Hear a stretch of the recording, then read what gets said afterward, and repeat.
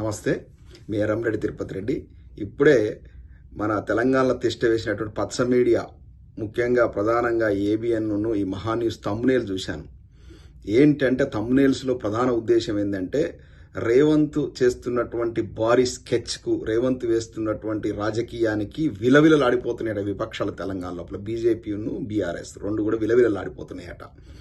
ఇదంతా కూడా ఎప్పుడైతే రేవంత్ రెడ్డి గారు పుట్టడి కష్టాల్లో ఉంటాడో అప్పుడు రేవంత్ రెడ్డి గారిని గట్టెక్కించడానికి ఈ మోడీ చంద్రబాబు డైరెక్షన్లో పనిచేస్తున్నటువంటి మన ఏబిఎన్ రాధాకృష్ణ అయితేనేమి, ఈ టాల్కం పౌడర్ వంశీగాడు మహాన్యూస్, ఈయన ఛానల్ ఏందో వీని కథ ఏందో వీడిని చూడలేకపోతున్నాం. వీడు ఇద్దరు కలుస్తారు, వచ్చేసి రేవంత్ రెడ్డిని జాకీలు పెట్టి లేపే ప్రయత్నం చేస్తారు. రేవంత్ రెడ్డి గారు ఇవాళ పుట్టడి కష్టాల్లో ఉన్నారు. రాష్ట్రాన్ని నడిపే పరిస్థితి లేదు. ఆర్థికంగా కంప్లీట్గా దివాలా తీయించిండు. తను చేసినటువంటి ఈ హైడ్రా అయితేనేమి, ఈ యొక్క 6 హామీలు 6 గ్యారెంటీలు అంటూ వచ్చేసి ప్రజానీకాన్ని మోసం చేయడం, ప్రజల్లో వస్తున్న తిరుగుబాటు అయితేనేమి, ఆర్థిక వ్యవస్థ మొత్తం అల్లకల్లోలం అయిపోయింది. కాంగ్రెస్ పాలనలో 20% కమిషన్ సర్కార్ నడుస్తూ ఉంది. రేవంత్ రెడ్డి గారి కనుసన్నల్లో ఒక మంత్రి పనిచేయట్లేడు. ఎవరికి వాళ్ళే ముఖ్యమంత్రి. ఇప్పుడు తెలంగాణలో ఉన్నటువంటి కాంగ్రెస్ ప్రభుత్వంలో రేవంత్ రెడ్డి గారు జస్ట్ పేరుకే ముఖ్యమంత్రి. ఒక 10 మంది ముఖ్యమంత్రులు ఉన్నారు.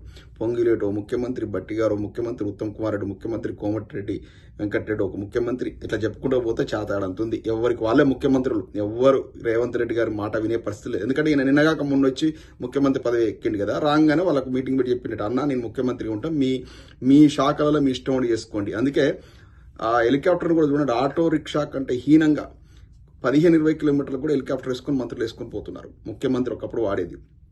కంప్లీట్గా 2 లక్షల కోట్ల అప్పులు తీసుకొచ్చేసి గుత్తేదారులకు గట్టబెట్టిన పైసలన్నీ, అన్ని పథకాలు ఫెయిల్ అయిపోయినాయి. ఈ ముఖ్యంగా ప్రధానంగా చూస్తే విద్యా వ్యవస్థ సర్వనాశనం అయిపోయింది. గురుకుల పాఠశాలలో పిట్టల్లా రాలిపోతున్నారు ఆ పురుగులన్నం తినలేక. ఈ యొక్క ప్రొఫెషనల్ కాలేజీలు, ఇంజనీరింగ్ కాలేజీలు, ఫార్మసీ కాలేజీలు, ఇట్లాంటి డిగ్రీ కాలేజీలు ఇట్లాంటి అన్ని కూడా దివాలా తీసే పరిస్థితి వచ్చింది. ఎందుకంటే గత 2 సంవత్సరాల నుంచి ₹1 ఫీజు రియంబర్స్మెంట్ రాలేదు. వాళ్ళు కాలేజీల స్టాఫ్కు జీతాలు ఇవ్వలేని పరిస్థితి ఉంది. ఆ రకంగా ఈ 4,000 పెన్షన్ అన్న రెగ్గొట్టిరు, 2,500 లేడీస్ కన్నా రెగ్గొట్టిరు, స్కూటీలన్న రెగ్గొట్టిరు, అర్రకొర రుణమాఫీ, ఒక 2 సీజన్లకు రైతు బంధు ఎగ్గొట్టిరు, దళిత బంధు ప్రస్తావన లేదు. చేతి వృత్తులు చేసుకునేటువంటి బీసీలకు అంటే మన యాదవ సోదరులకు ఇచ్చేటువంటి గొర్రెల పంపిణీ అయితుంది, ఈ యొక్క ముదిరాజు సోదరులకు ఇచ్చేటువంటి చేపల పంపిణీ అవుతుంది. అన్ని కూడా కార్యక్రమాలను బొందబెట్టిరు. మొత్తం బొందబెట్టి వ్యవస్థ మొత్తం తెలంగాణ లోపల లా అండ్ ఆర్డర్ మొత్తం సర్వనాశనం అయిపోయింది.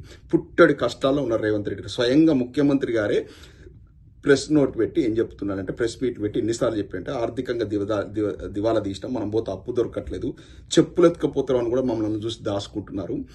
ఒక క్యాన్సర్ పేషెంట్ లాగా తయారైంది తెలంగాణ రాష్ట్రం. ఇంకేదో అంత తెలంగాణ రాష్ట్రం ఒక ముఖ్యమంత్రి స్థాయిలో ఉండి తెలంగాణ యొక్క ప్రజల ఆత్మస్థైర్యాన్ని దెబ్బతీసే విధంగా తెలంగాణ దివాలా తీసిన రాష్ట్రంగా చిత్రీకరించే ప్రయత్నం చేస్తున్నాడు. ఇదంతా కూడా మోడీ చంద్రబాబు డైరెక్షన్లో చేస్తున్నాడు. ఎందుకంటే తెలంగాణను ఎంత డౌన్ చేస్తే అక్కడ ఆంధ్రప్రదేశ్కి అంత పెట్టుబడులు రావాలి. ఈయన ఆంధ్రప్రదేశ్ ఇంట్రెస్ట్ కోసమే పనిచేస్తున్నాడు రేవంత్ రెడ్డి గారు, తెలంగాణ ఇంట్రెస్ట్ కోసం కాదు. ఆయన ఈ రోజు వరకు కూడా జై తెలంగాణ లేదు ముఖ్యమంత్రి స్థాయిలో ఉండి.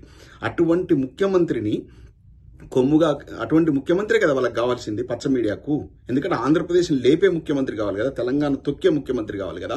కాబట్టి ఈ ముఖ్యమంత్రి ఎన్ని రోజులు ఉంటే వాళ్ళకి అంత పండుగ. కాబట్టి ఈయన జాకీలు పెట్టి లేపే ప్రయత్నం చేస్తున్నారు. ఈయన ఇప్పుడు పతనావంశ ఇక్కడ తెలంగాణ రాజకీయాల లోపల ఇప్పుడు రేవంత్ రెడ్డి గారు అంటారు ఒక పెద్ద బ్యాగేజ్. రేపు ఆ బ్యాగును ఎవరు తగిలించుకోరు. ఎందుకంటే హామీలు ఇచ్చేసి ఏది పడితే అది హామీలు ఇచ్చేశాడు ముఖ్యమంత్రి కావడం కోసం. హామీల వైఫల్యం చెందింది. కాబట్టి ప్రజలు నమ్మే స్థితిలో రేవంత్ రెడ్డి గారిని ప్రజలు ఎట్టి పరిస్థితులు నమ్మరు రాబోయే రోజుల్లో. ఆల్రెడీ ఆ సినిమా చూసేసారు. ఆయన చెప్పిన అన్ని వినసొంపుకున్నాను, ఇంక్లూడింగ్ నేను కూడా విన్నా. గొప్ప వ్యక్తి ఈయన ముఖ్యమంత్రి కావాలని ఒకప్పుడు కోరుకున్నటువంటి వాస్తవం. చెప్పింది చెయ్యడు.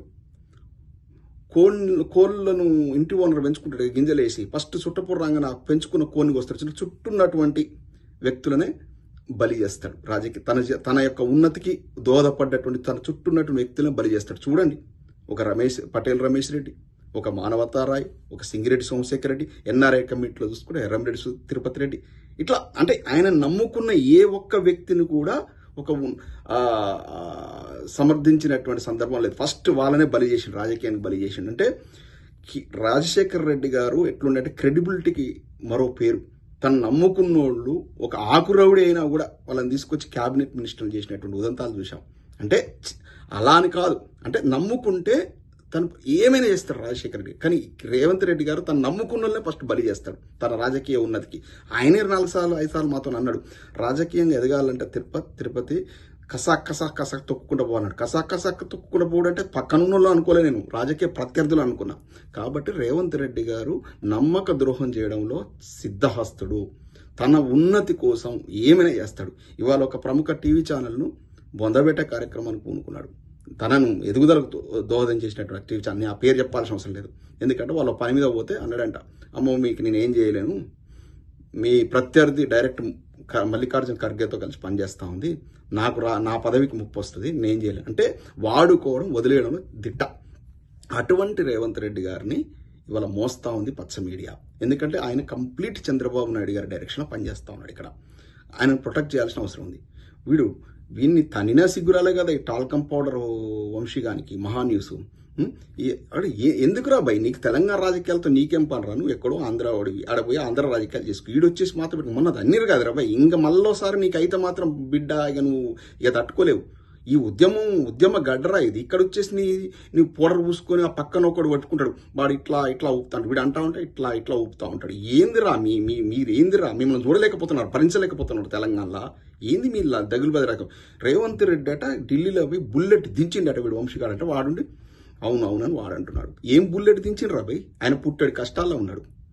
ఇలా సొంత పార్టీ మంత్రులు అధిష్టానం యొక్క ఫోన్లు ట్యాపింగ్ చేసిండు, అందులోకెళ్ళి బయటపడడం కోసం ఫోన్ ట్యాపింగ్ నేరమే కాదంటాడు. ఆయన కష్టాలు ఆయన బాధలు ఆయనకున్నాయి రాబాయ్.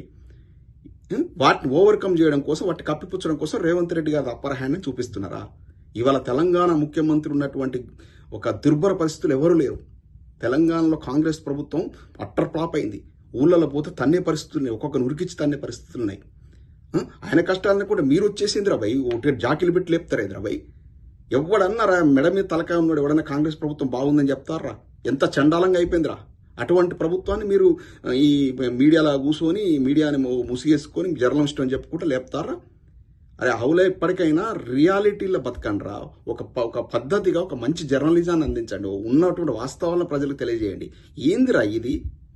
జర్నలిజం ముసుకేసుకొని వ్యభిచారం చేస్తారా యూజ్లెస్ ఫెలోస్? ఇవాళ తెలియదా రేవంత్ రెడ్డి పరిస్థితి ఎట్లుందో, తెలంగాణ ముఖ్యమంత్రి పరిస్థితి ఎట్లుందో తెలంగాణ తెలియదా? వాస్తవాలు చెప్పండి. పుట్టడి కష్టాల్లో ఉంది కాంగ్రెస్ ప్రభుత్వం అని చెప్పండి. రేవంత్ రెడ్డి గారికి అధిష్టానం దగ్గర చాలా మొత్తం పరపతి దెబ్బతిందని చెప్పండి. ముఖ్యమంత్రి ఆధ్వర్యంలో మంత్రులు పనిచేయట్లేదని చెప్పండి. వాస్తవాలు కదా అవన్నీ. అన్ని రంగాల్లో విఫలమైందని చెప్పండి. ఎంతసేపు ఈయన రేవంత్ రెడ్డి గారు దెబ్బ కట్ట మొత్తం విపక్షాలు విలవిలలాడుతున్నాడు తెలంగాణలో. ఉన్నదారా అటువంటి సిచ్యువేషన్ ఉందారా? విపక్షమే ఇలా అధికార పక్షంలాగా అప్పర్ హ్యాండ్ సాధించి దూసుకపోతా ఉంది, ప్రజల మనసులను గెలుచుకుంది. ఎక్కడ పోతే అక్కడ జనాలు తండోపుతండారు. అమెరికాకు వస్తే కూడా కొన్ని వేల మంది వచ్చారు, 10,000 మంది వస్తారు. అమెరికాలో ఏ నాయకుడు కనుక వచ్చారా చరిత్రలో ఉందా? కేటీఆర్ వస్తే 10,000 మంది డాలస్లో వచ్చారు.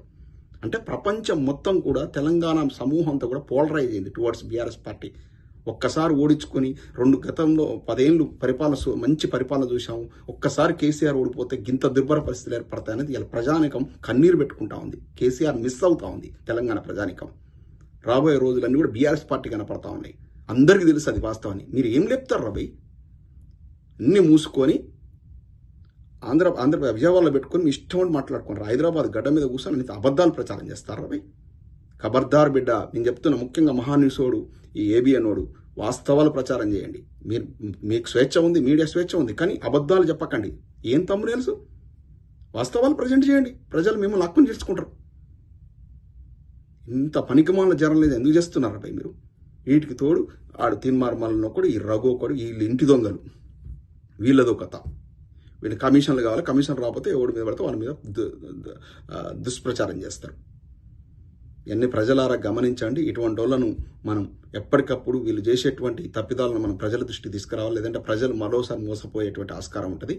జై తెలంగాణ.